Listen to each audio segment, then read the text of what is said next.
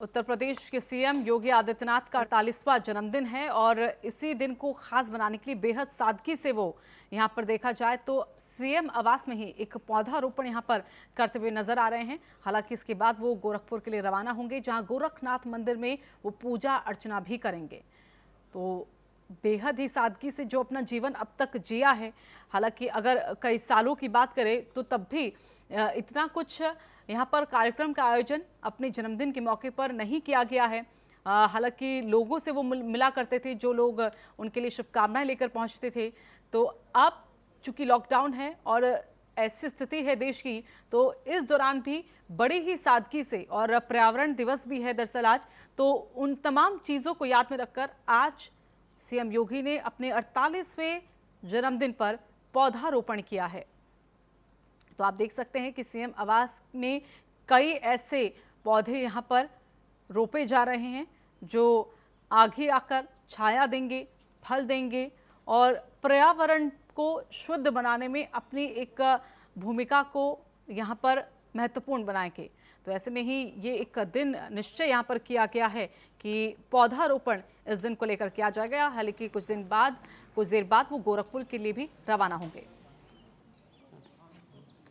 आज विश्व पर्यावरण दिवस है। प्रकृति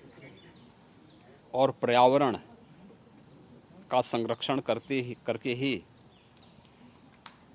हम न केवल जीव सृष्टि की रक्षा कर पाएंगे, अपितु एक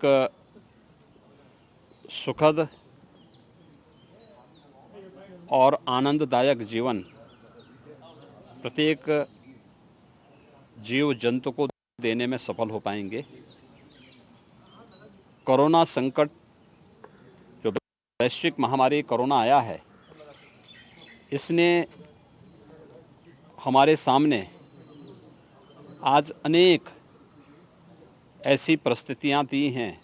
और सोचने के लिए प्रत्येक नागरिक को मजबूर किया है कि प्रकृति के साथ खिलवाड़ करके हम पर्यावरण को जितनी क्षति पहुंचाएंगे उसकी कीमत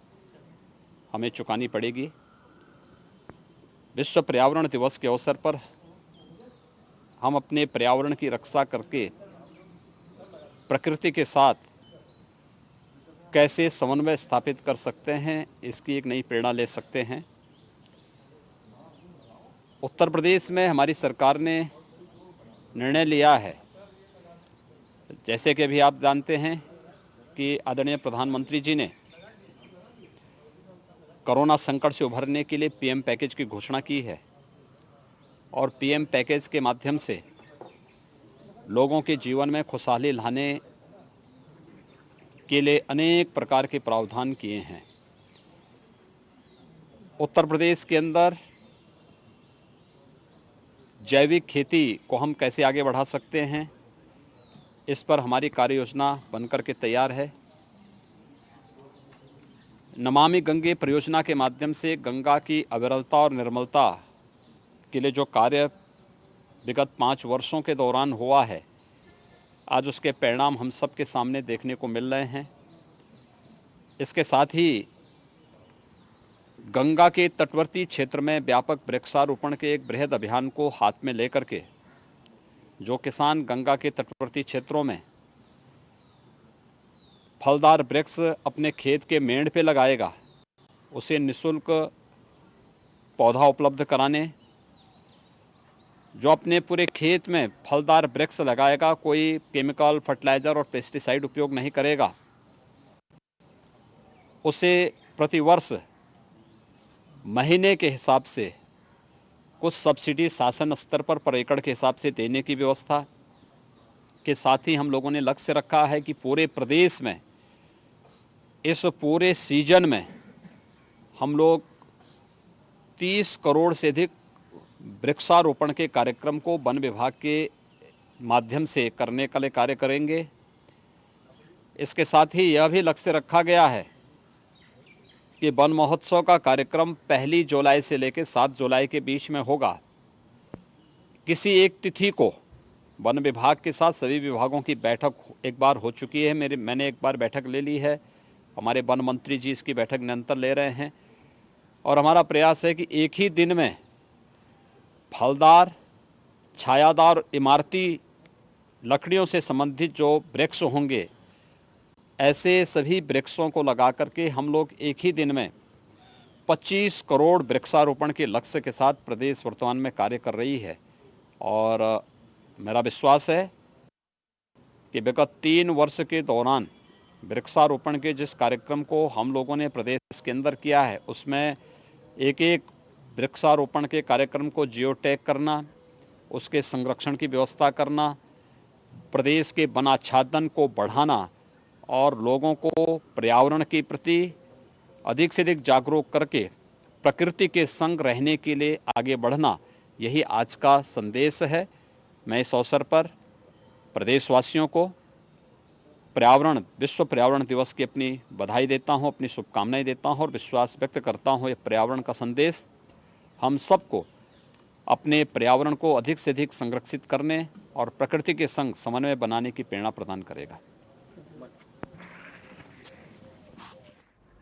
तो विश्व पर्यावरण दिवस के मौके पर और अपने जन्मदिन के मौके पर यहाँ पर सीएम आवास में ही पौधारोपण उनके जरिए किया गया है और कहा है कि पर्यावरण का संरक्षण करना बेहद जरूरी है। तो एक दिन में 25 करोड़ पौधारोपण का लक्ष्य का भी यहाँ पर उन्होंने ऐलान किया है और बतलाया है कि कितना जरूरी है पर्यावरण के साथ जिस तरह से भेदभाव किया जाता है, जैसे उसको नुकसान पहुंचाया जाता है, उससे इतर अगर देखा जाए जो आज की परिस्थिति बनी हुई है, उसके लिए हमें ज़रूरी है कि हम उसका संरक्षण कर पाएं। तो सीएम योगी आदित्यनाथ का आज 48वां जन्मदिन है और इसी मौके पर उन्होंने अपने जन्मदिन को खास बनाने के लिए और बेहद ही सरलता से इस दिन को मनाने के लिए फैसला लिया कि वो सीएम आवास में ही पौधारोपण करेंगे। हालांकि कुछ वक्त बाद वो गोरखपुर के लिए रवाना हो जाएंगे, जहां गोरखनाथ मंदिर में पूजा अर्चना भी वो करने वाले हैं। हालांकि पहले गोरखपुर जाने का कार्यक्रम था, अब कहा जा रहा है कि गोरखपुर वो नहीं जा पाएंगे। तो लगातार उनकी जिस तरह से मीटिंगें चल रही हैं, जिस तरह से बैठकें चल रही हैं, शायद इसी वजह से कहा जा सकता है कि उन्होंने फैसला ये टाल दिया। लेकिन फिलहाल सीएम आवास में उन्होंने पौधारोपण किया है।